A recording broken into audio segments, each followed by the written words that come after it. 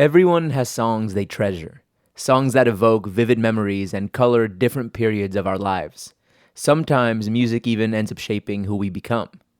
For Paola Villaseñor, better known as the influential border artist Panca, music has been a lifelong companion whenever she's painting.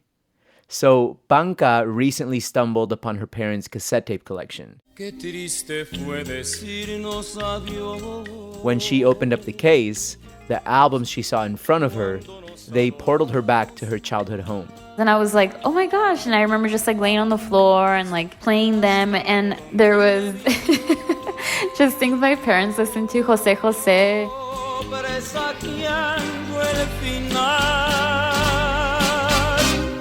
Juan Gabriel, the Bellas Artes tape was there. That was like a classic.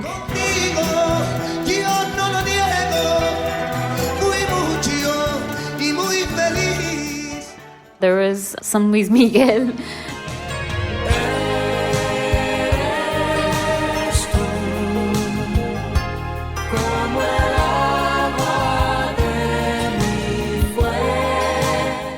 Pavarotti.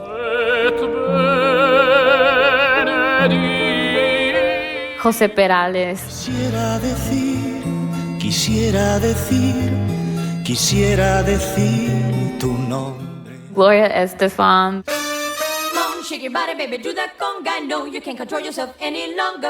I think the Miami Sound Machine came out when I was at that age. I guess it was like my get up and dance song. I was like really into like singing as a little kid, so like that would get me going.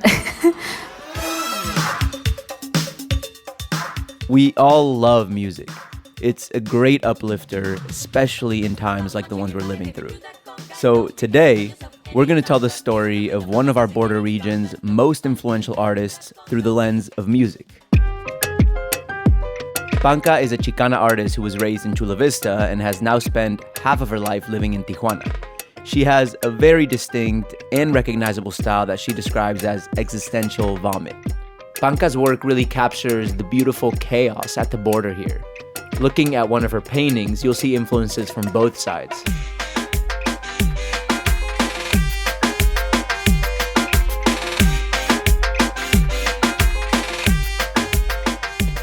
I'm Alan Lilienthal, and you're listening to Only Here, a KPBS podcast about unexplored subcultures, creativity, and struggles at the U.S. Mexico border. After the break, we talked to Panca about formative moments in her life and career and the songs that soundtrack them. Stay tuned.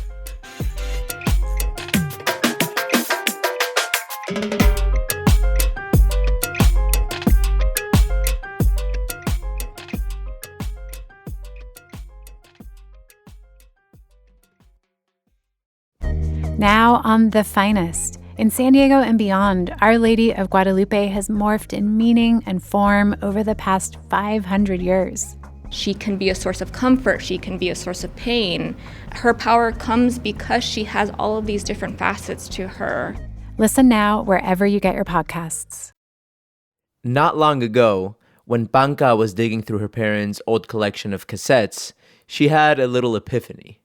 She realized just how much her mom and dad's taste in music had influenced her. It was awesome because I was able to see why I'm such a nerd and like why I love rock and roll and I love hip hop and everything, but I realized why I was like, why the hell do I like opera? You know, why do I like classical music? There was one tape in the collection that really stood out. When I found the Los Panchos one, it really hit me because I actually remembered like admiring it as a kid. Me voy pa'l pueblo, hoy es mi día, voy a alegrar toda el alma mía. Me voy pa'l pueblo, hoy es mi día. When I think of the most classic Latin ballads, Los Panchos are probably the first group to come to mind. The one song by them that Panca keeps coming back to is Me voy pa'l pueblo. The first time I ever remember hearing that song was probably in my house, and my parents were cooking and they'd always play music, and that was like one of the tapes that they would always put on. Tanto como yo trabajo y nunca puedo irme al vacilón. No sé qué pasa con esta guajira. I guess there was a lot of things that you lose when you move to another country. And I think that growing up, music and movies were like a big thing that kind of connected me and my parents, because, you know, my parents were born in the 40s and in the 50s in Mexico City and in Cuernavaca. So there wasn't a whole lot that I could connect with them. It was like little things like music. And when we would go back to Mexico every summer for like family trips or any type of family reunion, which is usually Christmas or summer, my parents really like kind of came into themselves, and we were really Americanized at that point. Well, not totally, we were like pretty pochos. We weren't allowed to speak English inside of my house, but I would connect with my mom and dad through like, you know, these songs and stuff, and it was kind of like a way to connect generations, you know? That song like resonates with me still, because I ended up moving to Mexico, I think, to like kind of chasing that romantic dream.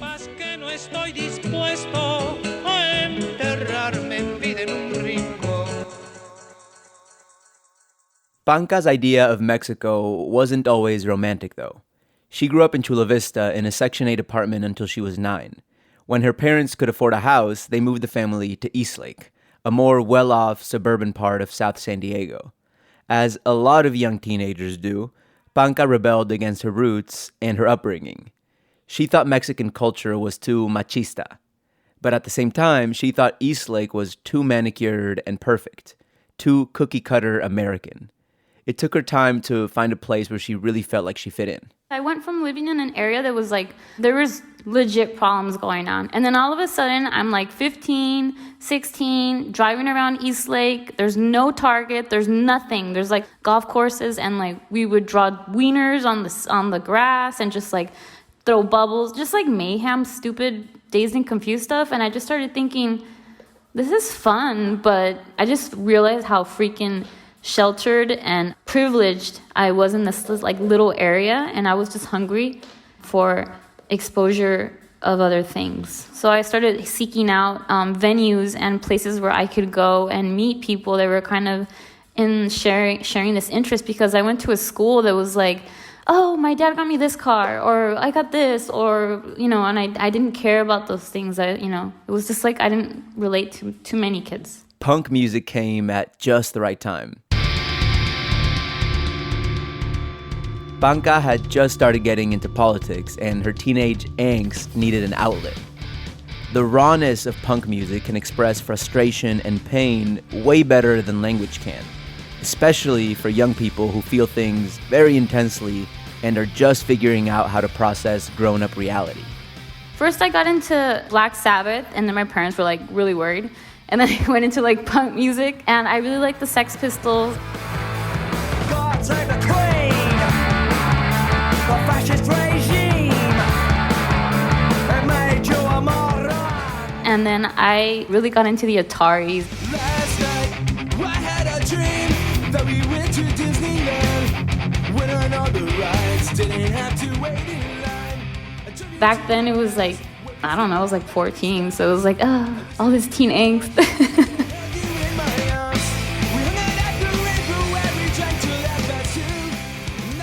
The thing about San Diego, though, is there aren't many punk venues if you're underage. There's the Che Cafe, which Panca would go to a lot in high school, and others that have come and gone over the years, but the options have always been pretty limited. In Tijuana, though, it's a totally different world. Punk venues have always had a place here. And if you're a teenager who's hungry for new experiences and raw energy and a little danger, it really doesn't get much better. In Eastlake at the time, there was a call center called MDI. That place paid you bank. Like, you would get paid like $13, $12 an hour because you were bilingual. And I didn't speak Spanish that great. And there I met one of my best friends, Monchis, and he didn't speak Spanish that well. I mean, English. So like we would constantly just make fun of each other, and then eventually became really good friends. And he was like, oh, you can't get into anything in SD? Why don't you come to, TJ? Come to TJ. I met a friend there, and she was a little, like 1 or 2 years older than me, and she started sneaking me into Porky's at 16, 17 years old. So that's how I got kind of taken to TJ.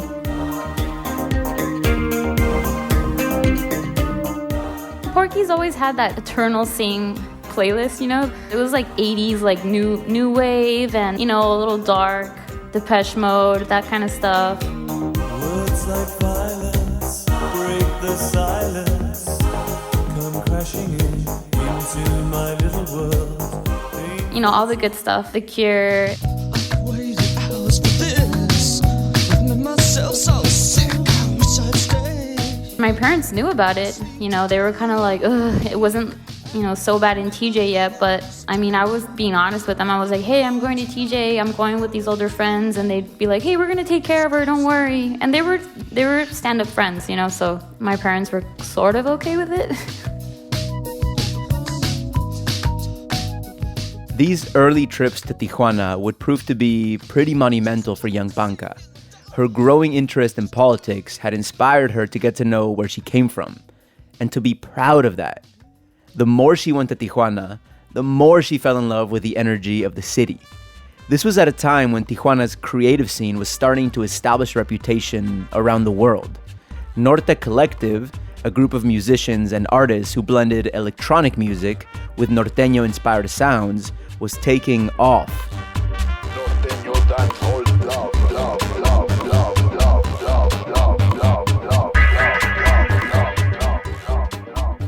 And even though Panca hadn't committed herself to becoming a full-time artist yet, these early encounters with other artists were planting the seed.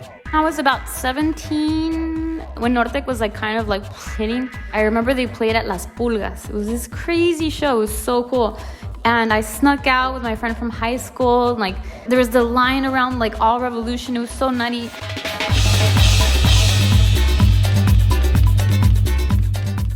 To see that, and then I remember I left San Diego and TJ. I went to Portland. When I came back, I was just like, when I was in Portland, I would listen to the Nortec CD.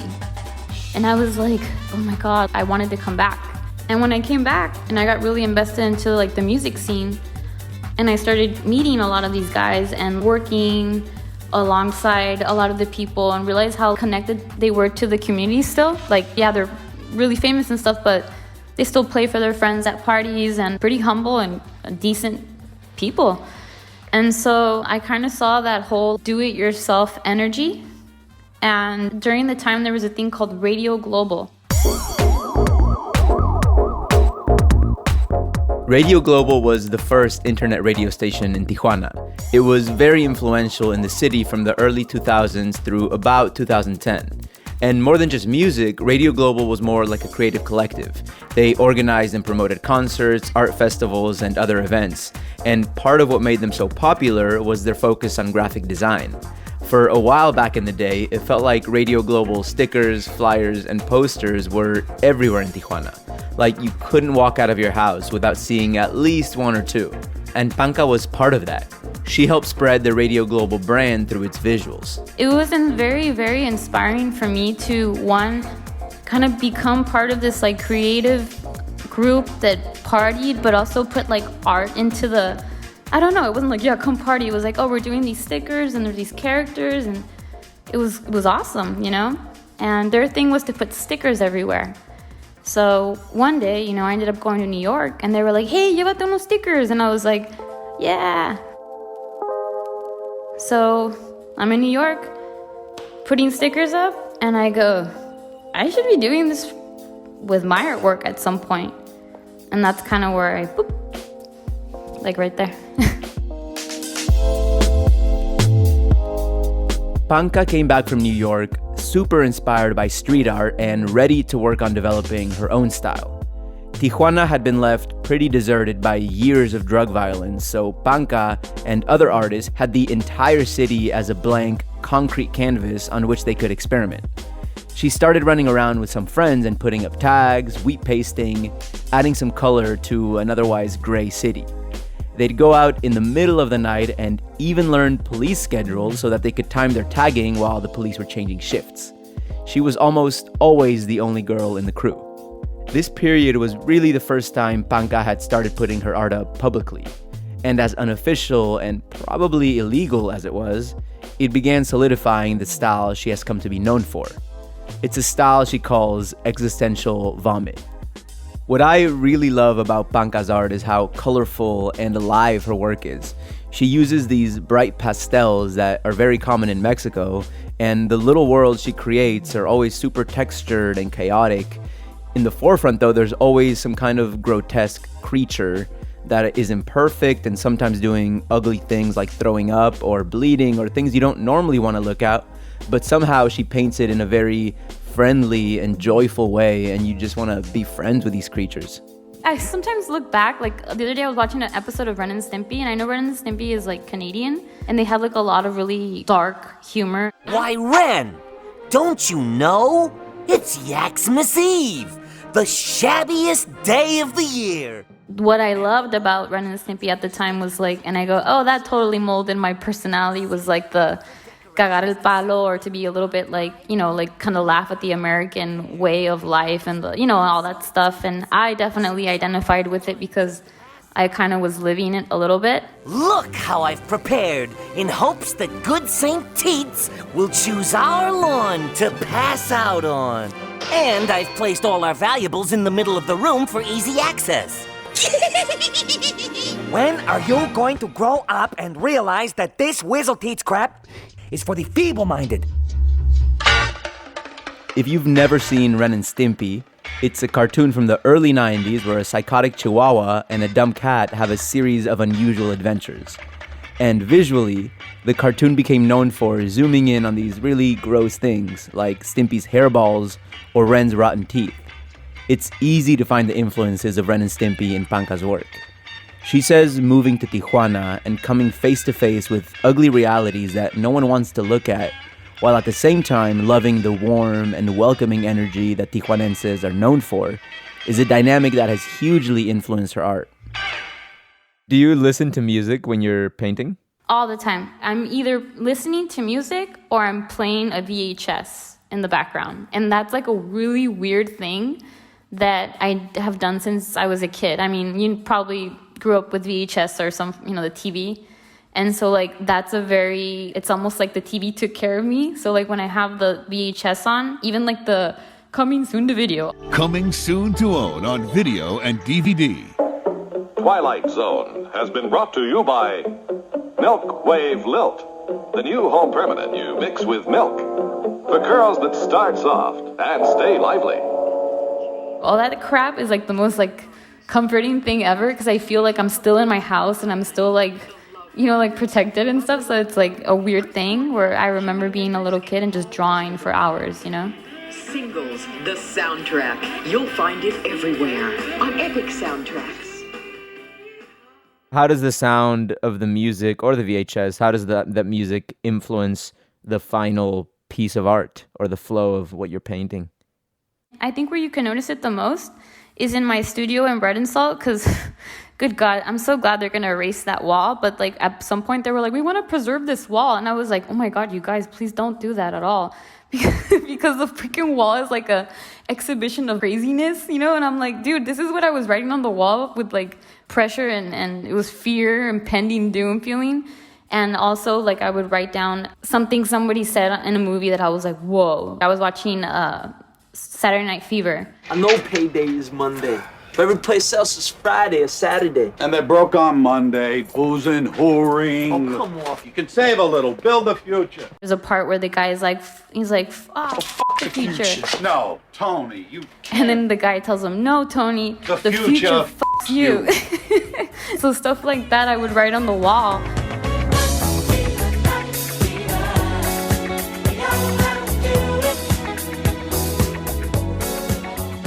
Or, you know, like a song, you know, like Chabela Vargas, no soy de aquí o no soy de allá. No soy de aquí, ni soy de allá, no tengo edad. And so that actually even became the background. I wrote it into my painting. So it actually ends up being like the melody, actual melody of my paintings. You know, a lot of my paintings have like quotes from these songs, these bands. Because of the colorful, cartoony nature of Panca's art, kids tend to really resonate with what she does. Before COVID hit and threw everyone's plans into a blender, Panca had been picked as the artist in residence at the new Children's Museum in San Diego. They had a lot of great plans for Panca-led community art-making workshops. So, of course, almost all of those plans have shifted. Everything's kind of changed because of the whole, we can't be in crowds. When is the museum going to open? There's obviously a lot of things changing because of the staff, and this was like a group thing. So now I'm working with mostly one person or about maybe less than 5 people, and we're doing like a Bob Ross kind of thing for kids. I made like a world called El Más Allá, and in this world it's like there's some characters, and these characters live here, and it's like I created the world and the characters, and every week I show kids how to draw it, pretty much like Bob Ross. I thought today we'd just do a very simple little scene that I hope you'll enjoy. Let's start with a little 2-inch brush, and we just load a little bit right into the bristles. Which is kind of amazing because I absolutely love Bob Ross, but I come nowhere near to his talent. Imagination it's like any other muscle in your body, or like a muscle in your body. The more you practice, the better it becomes. Zoom can be kind of nerve-wracking, but after I hear like all these little voices go, thank you, and like you see their drawings, you're just like, oh my God. Like I'm trying like not to cry on camera because it's like the sweetest thing ever. Kids actually like come back to watch the next episode, and they're actually pretty good. Some kids are pretty good at drawing. So it's been really cool.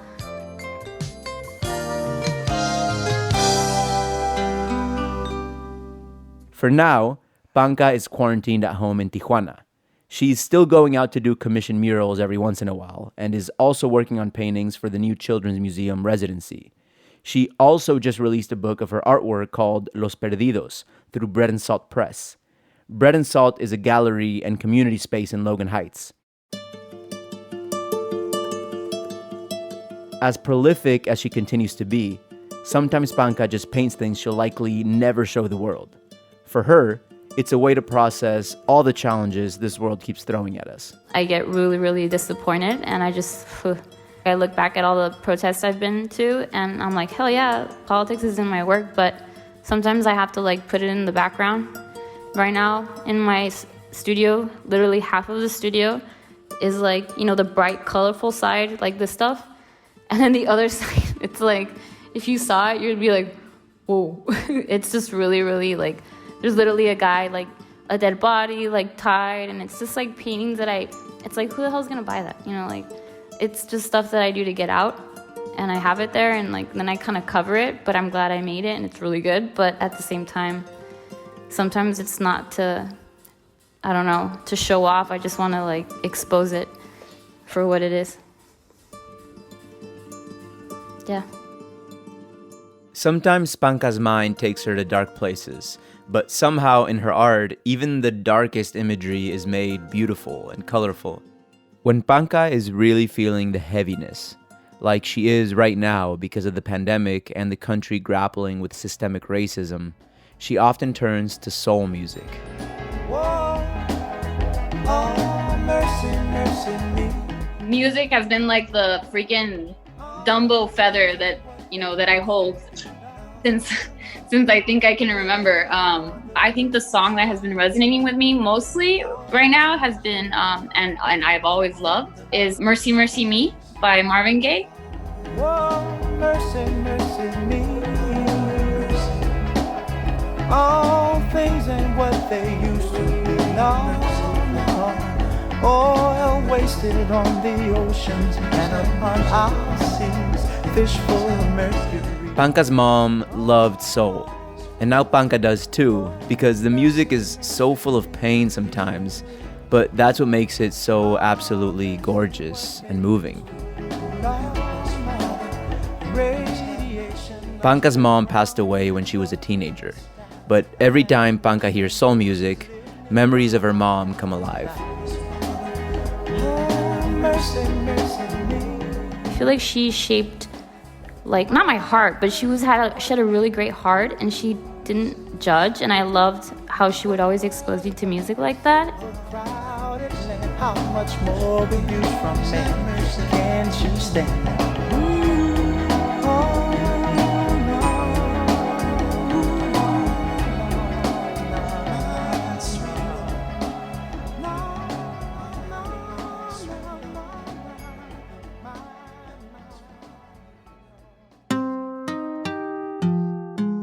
This episode of Only Here was written and produced by Emily Jankowski, Kinsey Moreland, and myself, Alan Lilienthal. Emily Jankowski is the director of sound design. Lisa Morissette is operations manager, and John Decker is the director of programming. We love hearing from you. Right now, we're looking for border stories about how the pandemic has impacted you. Give us a call at 619-452-0228 and leave a voicemail. Tell us who you are, where you live, and how COVID-19 has changed the way you live your life at the border. Again, the number is 619-452-0228. Thank you.